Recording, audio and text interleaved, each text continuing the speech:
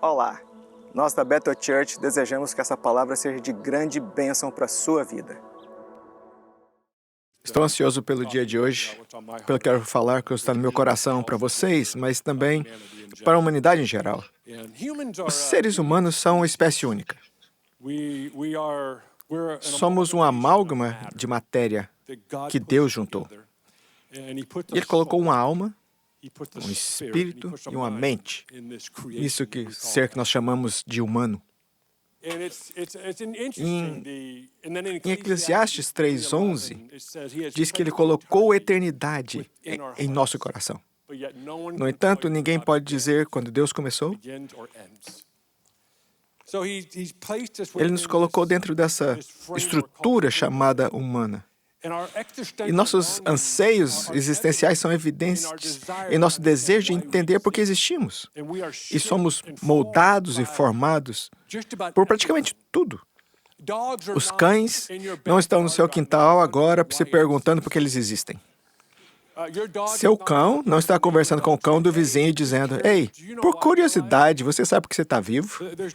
Não há discussão no mundo canino sobre a sua existência. Tudo que o cachorro quer é comida e latir para tudo que se move. É isso que ele quer. Os pássaros não estão voando, planeando pelo vento, dizendo: "Eu fui feito para isso." Eles não estão se perguntando, não estão com essa sensação de que todos os anseios profundos estão sendo compreendidos. Os peixes no mar não estão pensando: "Por que estamos nadando? Por que estamos nos movendo na água?" Nenhum peixe está pensando nisso. Não há nada na criação que queira saber por que existe, com exceção dos seres humanos. Os seres humanos têm esse profundo desejo intrínseco de entender por que estão vivos, por que existem, qual é o seu propósito, seu destino. Isso fica evidente no fato de que estamos tentando entender o mundo ao nosso redor. Estamos tentando obter significado das coisas que vivenciamos exteriormente e também de como vivenciamos a vida internamente. Estamos buscando significado. Não sei quanto a você, mas já pensou como as cores moldam e formam você? Adoro participar de conversas filosóficas sobre cores. Por exemplo, quando você olha a cor preta, ela emociona, ela evoca um senso de mistério, escuridão e poder. Quando você olha para a cor vermelho, ela evoca paixão, fogo, quente.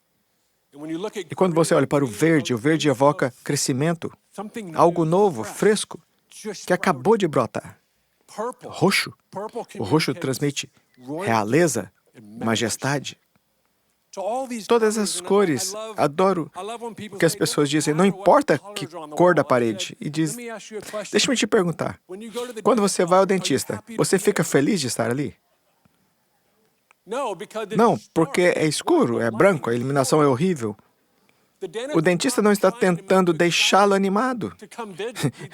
Ele só tem um trabalho a fazer. Você vai ao hospital e ainda é pior. Não é do tipo: "Bem-vindo, queremos que o ambiente faça que você se sinta em casa." Não, eles querem que você não se sinta em casa. Obviamente, nos mudamos para uma nova cidade, tivemos que encontrar novos médicos e dentistas, e alguns amigos nossos disseram: "Você deveria dar uma olhada nesse consultório." Nós dissemos: "Tá bom." Atualizamos nosso seguro e a Candice, minha esposa, tinha sua primeira consulta. Eu a levei até lá para ver como era. Tínhamos ouvido falar que era um consultório muito bom. Eu gosto muito de estética, estética é minha praia. Então entramos nesse consultório desse médico e pensei: se eu construir uma igreja um dia, será assim. Era lindo, bem pensado, a cor, os móveis, tudo. A experiência toda foi demais. Minha consulta era 2 meses depois, ou seja, foi semana passada, e eu pensei: não vejo a hora de ir ao médico. Veja, nós somos influenciados e moldados pela cor, pela estética, pela arquitetura. Eu poderia ser um arquiteto. Eu projetaria edifícios, eu desenho na minha cabeça o tempo todo. Entro no espaço e posso ver o que eu faria com aquele. E algumas das peças de arquitetura mais fascinantes da Terra são tão inspiradoras. Um dos meus edifícios, no momento, é o Burj Khalifa. É o edifício mais alto do mundo e fica em Dubai. É tão difícil de descrever a majestade desse edifício. Uma das ideias que eles tiveram foi que o edifício comunicasse um brilho no céu, como diamantes brilham na luz. Então, quando você aterriza à noite em Dubai e olha, você não tem como não ver, tem meia milha de altura. É impressionante, é lindo e brilha à noite. Toda a lateral do edifício, de 800 metros, é uma tela de LED. Faça as contas. E o lado do edifício está voltado para onde o rei mora, o sheik mora, porque ele quer ver o edifício. E os gráficos nele são simplesmente incríveis. Isso te inspira. Quando você vai à Grande Muralha da China, sua mente tenta entender o que foi necessário para construir essa coisa. Ainda estamos tentando entender como as pirâmides do Egito foram concebidas e como foi possível construir essas coisas sem nenhuma tecnologia moderna. Somos moldados e formados pela arquitetura, pelas experiências. Tudo isso é evidência de que nossa alma deseja saber por que vive. Ela quer encontrar significado, encontrar propósito, quer se conectar. Se você ainda não foi a Barcelona, a Sagrada Família estão trabalhando nessa catedral há centenas de anos. E na semana passada, as manchetes eram que eles estão quase terminando. Algumas pessoas acham que eles nunca terminarão, porque é uma atração turística incrível ir a esse edifício que nunca será concluído. É uma das experiências mais estranhas e exóticas que se pode ter de uma obra de arquitetura. Para ser sincero, eu não gostava. Eu pensei, isso é nojento, sem noção. Era minha opinião pessoal, não caía em nenhum dos meus requerimentos, meu design, nada. Mas eu queria me ver, porque é um ícone. Fizemos uma visita e entramos. Entramos por volta de 3 ou 4 da tarde. A forma como foi projetada é que à tarde eles querem que a luz do sol passe pelos vitrais e ilumine essa majestosa catedral aberta. E os pilares e a forma como a estrutura é sustentada se assemelham a árvores esculpidas na pedra que a sustenta. E cada árvore é feita de um material diferente para assemelhar uma árvore diferente. E eu pensei, uau, eu estava tão enganado. Minha opinião era tão superficial. Agora se tornou uma das obras arquitetônicas favoritas para mim. Veja, somos profundamente influenciados pelo que vemos, pelo que provamos. Você não é grato pelas pessoas que entendam como o paladar funciona? Elas fazem essas criações, elas juntam ingredientes que você nem imagina que combinem. Mas eles fazem isso mesmo assim e viola a sua lógica, o seu psicológico. E quando você supera a violação e começa a entender, uau, tem alguma coisa aqui. Eu criei esse prato, é muito simples. Eu fiz 2 vezes nas últimas semanas, é tão bom. Eu estou muito orgulhoso de mim mesmo. E o desafio é que quando faz algo bom é que você quer o tempo todo. Lembro de quando minha filha mais nova era pequena, não me lembro a idade, mas ela estava na cadeirinha do carro. Nós compramos a ela uma horchata grande. Se você não sabe o que é horchata, precisa se tornar mais culto. Mas horchata é uma bebida mexicana incrível. É tão bom. Compramos para minha filha mais nova um copo grande. E ela estava no banco de trás bebendo um canudo.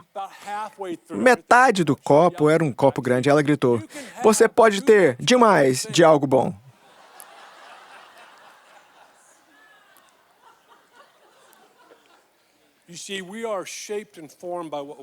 Somos moldados e formados pelo que provamos, pelo que experimentamos, pelo que vemos. Outra coisa que nos molda é a forma como os seres humanos. Somos profundamente influenciados e moldados por outros seres humanos. Alguns se lembram quando criança você marcou um gol, fez uma cesta, acertou a bola.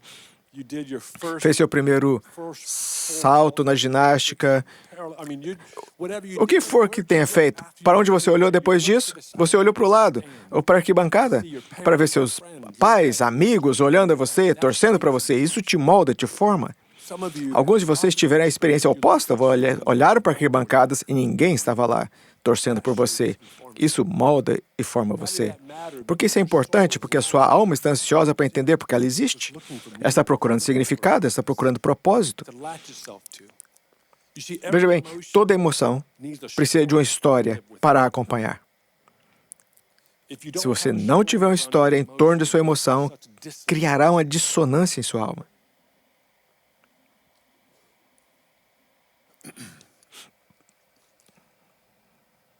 Tínhamos isso me surpreendeu. Eu acabei de comemorar meu 26º aniversário de casamento com a Candice. Obrigado. E está se tornando muito complicado expressar o quanto eu a amo. Eu não tenho mais palavras. Fiquei sem palavras. Preciso aprender outro idioma rapidamente. Italiano, francês, quer dizer, um desses idiomas românticos para transmitir a emoção. Então, eu digo, eu te amo mais. E ela diz, não, eu te amo mais. E eu digo, não, você não pode fazer isso. Eu amo você mais do que o seu mais. E continuamos a acrescentar palavras, continuamos a dizer, eu te amo demais. Não, isso não é possível, eu amo mais do que demais. Por um tempo era, eu te amo até a lua e de volta. E outro dizia, eu te amo além da lua. Isso não é justo. Bem, por mais vai além da lua que você for, é assim que eu te amo. Temos essa capacidade intrínseca de sentir algo para o qual não temos linguagem. Isso é evidência de que nossa alma anseia para entender por que ela existe. Porque tem um propósito, porque está procurando significado. Então, Deus cria essa coisa chamada humano e coloca o humano em um jardim. E diz, agora você escolhe. Essa é uma das coisas mais complexas e paradoxais ao nosso entendimento. Deus, por que você faria isso? E ele diz, você escolhe. E essa é a maneira de Deus dizer, eu não quero que você tenha um futuro em que não tenha escolha. Não quero que você pense que não tem escolha para o seu futuro. Então, essa conversa sobre futuro e criação, você sabia que cada um de nós toma 35 mil decisões por dia? O adulto, em média, toma 35 mil decisões. Se você ficar acordado por 16 horas, são mais de que 2.000 decisões por hora. Agora mesmo, alguns estão decidindo se vale a pena me ouvir. Alguns estão decidindo, essa é a melhor coisa que eu já ouvi. E alguns já estão pensando no almoço. Outros estão se perguntando como seus filhos estão indo ali ao lado. E alguns estão pensando na lista de compras.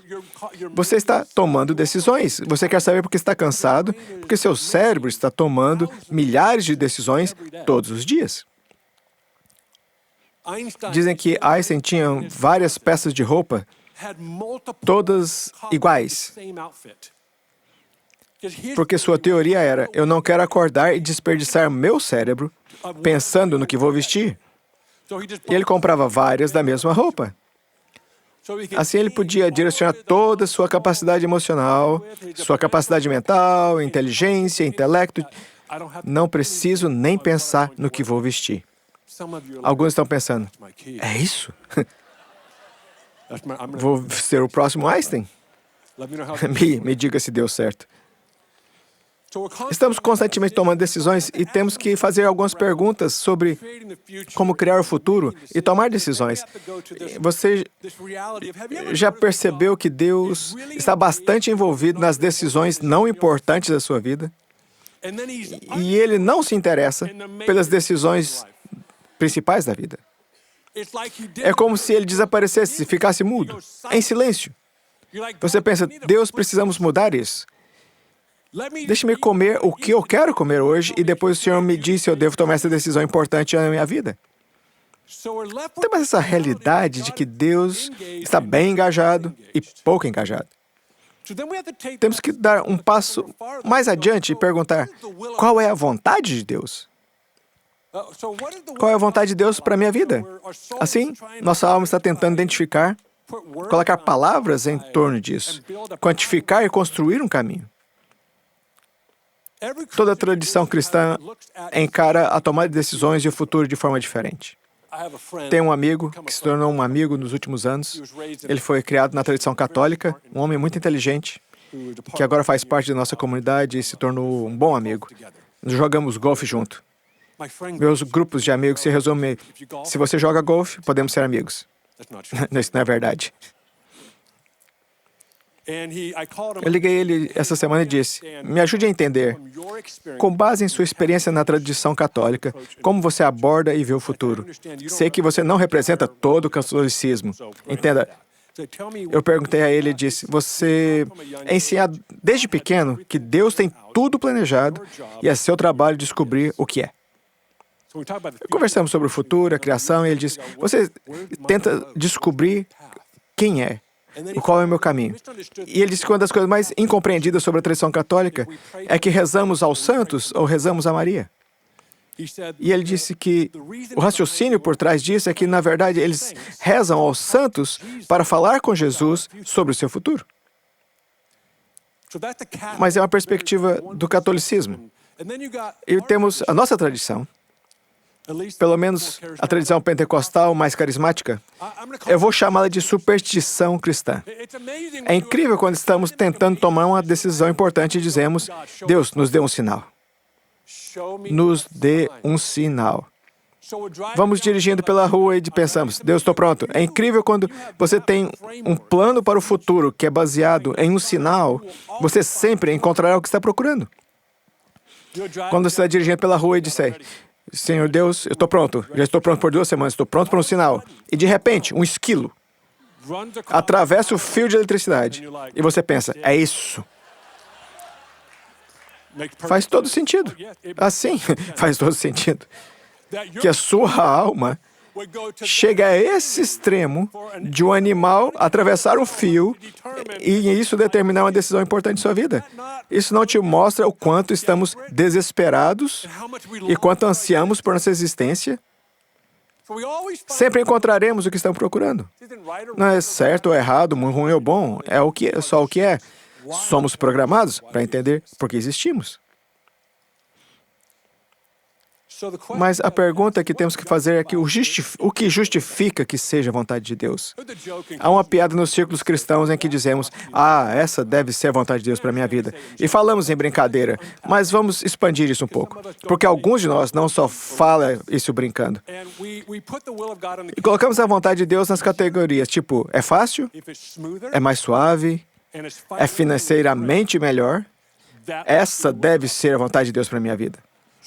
Então, toda a nossa abordagem em relação ao futuro é tipo: o que quer que seja, é isso. Aqui está o problema com isso. Você perderá uma parte da sua humanidade, que responderá ao que a sua alma quer entender. Se só escolher as opções fáceis, nunca terá nada de valor em sua vida. Nada valerá a pena. Se você está pensando: eu não sei o que me custou, não sei qual foi o valor pago, talvez não tenha feito nada difícil ainda. Porque quando você paga o preço por algo, quando você está disposto a deixar sua alma percorrer os espaços entre a compreensão e a clareza, quando permite que ela percorra esse terreno, de repente começa a entender quem você é, por que você é e o que você é.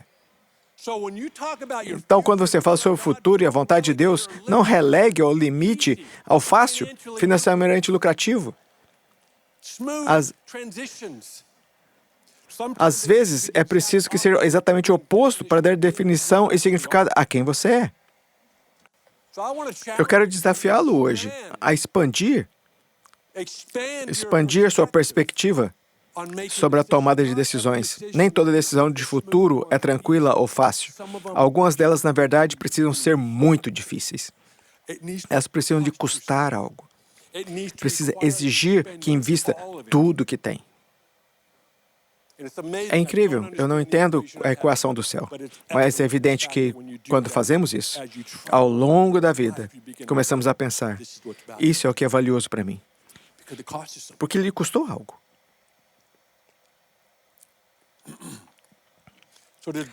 Será que Deus sabe o futuro? Ou será que Ele conhece os futuros? Sabia que no universo não existe uma linha perfeita? Essa é uma construção feita pelo homem. Não existe uma linha perfeita. Sabe, e o feixe de luz? A gravidade é curva. E as árvores? Olha as árvores, ela não é reta.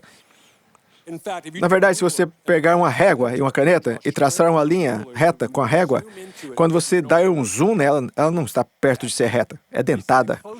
A coisa mais perto que dizem do que conhecemos de ser reta é a borda de um cristal. Mas quando você coloca no microscópio, é irregular. É só um monte de moléculas, estrutura molecular, tudo desordenado. Mas é fascinante o fato de que colocamos todo o nosso processo de futuro, criando o futuro nessa linha de tempo. Nunca conheci um ser humano que me tenha dito, eu estou exatamente onde eu estou na vida, porque eu planejei estaria aqui. Não há nenhum ser humano que tenha dito, há 20 anos atrás, eu pensei que estaria aqui. Há 2 anos atrás, é isso que eu pensava. Isso não existe. O desafio de uma abordagem linear da sua vida e do seu futuro é que se você virar 2 vezes à esquerda, agora você está voltando para trás. Então é melhor virar novamente à esquerda, pelo menos estará indo para a direita. Talvez essa abordagem de tempo linear não esteja funcionando. Sabe, e incrível, grande parte da nossa teologia é construída em uma estrutura criada pelo homem chamada linha do tempo. Na verdade, eu acredito que eu não quero entrar nisso, mas eu acredito que Deus está nos levando a um pensamento dimensional em vez de um pensamento linear. Ele está trazendo dimensões que se expandem e crescem, depois o leva a outras dimensões. A linha do tempo é uma construção fascinante. Então, avançamos um pouco mais. Você sai dessa linha de tempo e agora vai pelas diferentes estações da vida. Quando você faz parte de um ambiente, seja sua casa, se eu fosse a sua casa hoje e passasse 1 hora lá, uma tarde normal de domingo, provavelmente conseguiria identificar em 1 hora, talvez até mais cedo, as regras não escritas e as limitações de como funcionar na casa. Eles não são boas ou ruins, certas ou erradas, só é o que é. Só essa casa funciona de acordo com X, Y, Z? Não está escrito isso, não está na parede? Olha aqui, essas aqui são as regras da casa. Não, isso não é escrito. E quando você está nesse ambiente por um período de tempo, se quiser funcionar nesse ambiente, terá de concordar, de certa forma, com as regras e limitações não escritas nesse ambiente. É assim que funcionamos. Na verdade, neste momento, todos estão decidindo, consciente ou inconsciente, de não falar enquanto eu falo. Por quê? Porque é uma regra não escrita. Quando vai à igreja no domingo, é ideal que não fale em alta voz. Isso não está escrito, só é o que é. Mas o desafio é que quando você está passando de uma estação para outra, ou está querendo criar o futuro, se não identificar essas limitações, que chamamos de limitações autoimpostas, você não avançará para o futuro, apenas recriará o passado. Vamos falar sobre o passado, o presente e o futuro. Sabia que somos seres multidimensionais, vivemos no passado, no presente e no futuro. Estamos conectados a essas 3 dimensões o tempo todo. A verdade, não é possível quantificar o presente. Não há como quantificar e dizer, este é o presente. Usamos isso de forma vaga. Neste presente momento, estamos juntos por 45 minutos. Por exemplo, chamamos isso de presente. Mas se você dissesse em que ponto está o presente, quando você acaba a palavra presente, já está no futuro. Então não há presente. Só existe o passado e só existe o futuro. A questão é, para qual deles você está indo? Para qual direção você está indo? Achamos que está indo para o futuro, mas o problema é que se não identificar essas limitações autoimpostas, você as recriará no futuro. Achará que é novo, mas não é. Você só colocou um skinny jeans ou largos, seja a sua preferência, pintou de uma cor diferente, colocou uma nova logo e disse, isso é novo? Não, é exatamente igual ao que era. Você só mudou a aparência. Isso é o que fazemos com a nossa vida. Pensamos, é novo? Na verdade, não, é a mesma coisa. Alguns vão pensar um pouco mais profundo, dizendo, eu sou tão frustrado com a minha vida porque minha vida parece se repetir. Tudo em minha vida é copiar e colar, copiar e colar. Onde começa um novo parágrafo? Não tem como começar um novo parágrafo se não perceber as limitações que existem em sua vida por causa das estações que você já passou.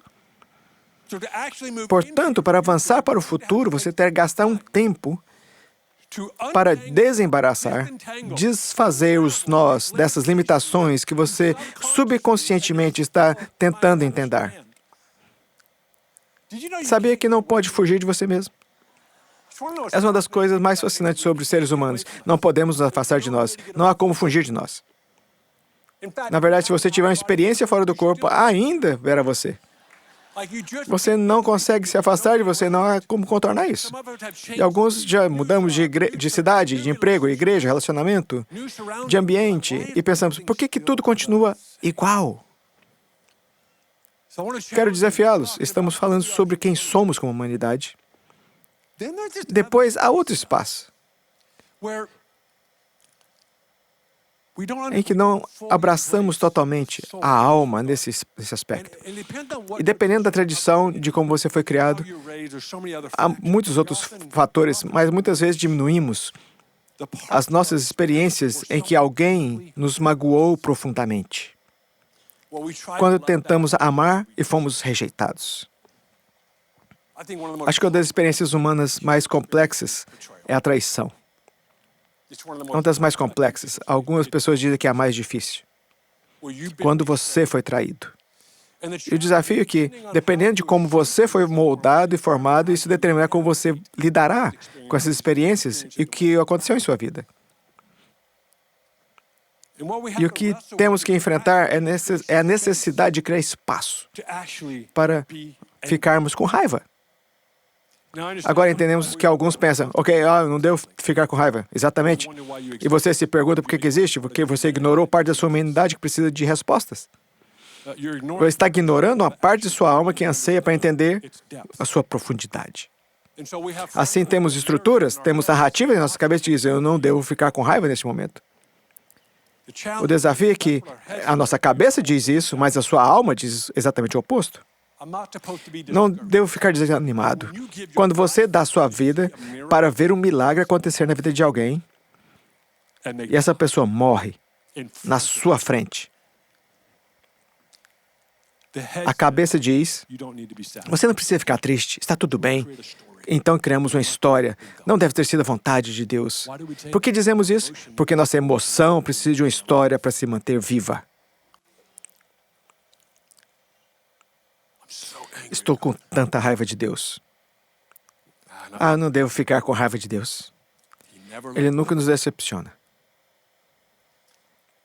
E a parte de nossa alma que não está recebendo a atenção que precisa é a parte que nos dará definição, significado, propósito e valor para criar o futuro. O que é fascinante quando se fala de arquitetura, quando falamos desses edifícios e estruturas que mencionei antes, se pensarmos bem, todos eles são feitos pelo homem. Todo pedaço de material é feito pelo homem. Talvez a madeira não, mas ainda assim teve que ser cortada para se encaixar. O que é interessante sobre os materiais feitos pelo homem, vamos pegar o exemplo do tijolo. Eu estou morando no sul e tijolo para todo lugar, eu amo tijolo. Na verdade, o tijolo, o concreto, o metal, madeira, o vidro se tornaram materiais que estão criando o meu ethos e querendo usar no futuro. Mas o tijolo é interessante porque tudo que o tijolo é pó. Pó que encontrou uma possibilidade. Ele costumava ser solto e granular, bastava soprar e seria poeira. Mas quando se aplica umidade suficiente, calor suficiente, compressão suficiente, surge o tijolo. E agora ele tem valor e é usado para construir algo. Pega o aço, neste momento o teto não está desabando sobre nossas cabeças por causa dessas enormes vigas de aço que estão cruzando o teto. Essa é a mistura de diferentes partículas e matérias que foram levadas a uma temperatura de aproximadamente 2.600 graus Celsius. Isso aqui é pressão? Isso aqui é calor? Acho que as partículas nessas vigas estão dizendo, lembra como estava quente naquele dia que nos jogaram no fogo? O vidro é composto de rochas e minerais, quase aplicado um calor intenso para derreter e ser transformado em vidro. As partículas no vidro estão dizendo, cara, aquele dia foi quente. Se lembra disso?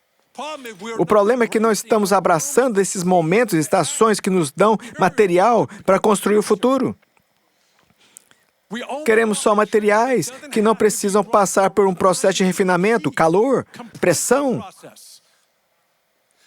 Estou lhe dizendo, se o seu futuro está do outro lado, se você estiver disposto a olhar para a profundidade de sua alma e para as complexidades do que significa ser um ser humano em um mundo caído, de abraçar sua totalidade, e de alguma forma, nesse processo, Jesus diz, agora sim, agora posso redimir isso.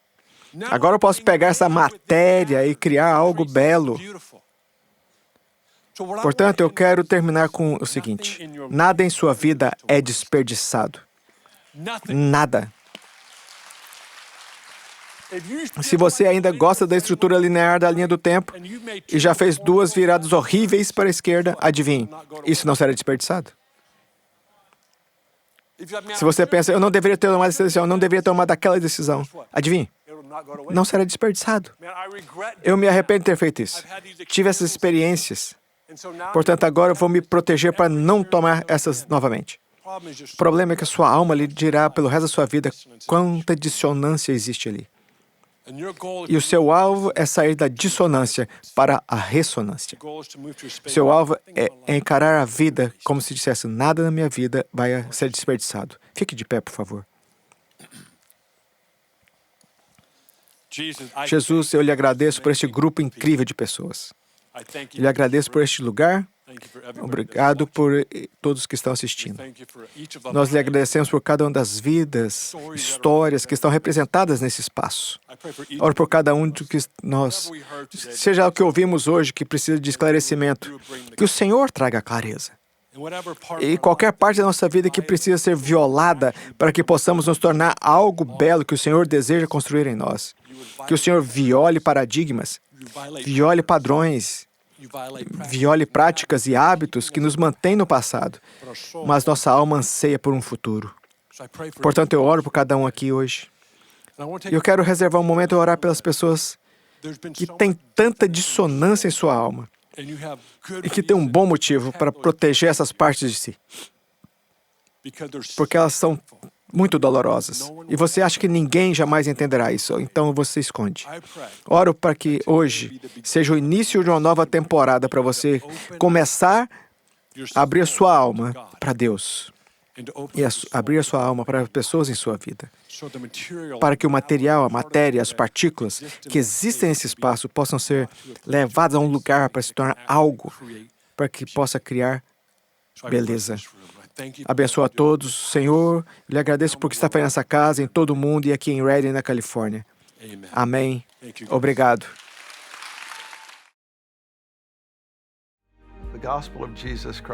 O Evangelho de Jesus Cristo é a boa notícia. É o fato que Jesus tornou nosso lugar pela punição do pecado, para que pudéssemos entrar no seu lugar de vida eterna. Convido agora a se voltar o seu coração para o Senhor Jesus e dizer: te recebo como meu Senhor Salvador.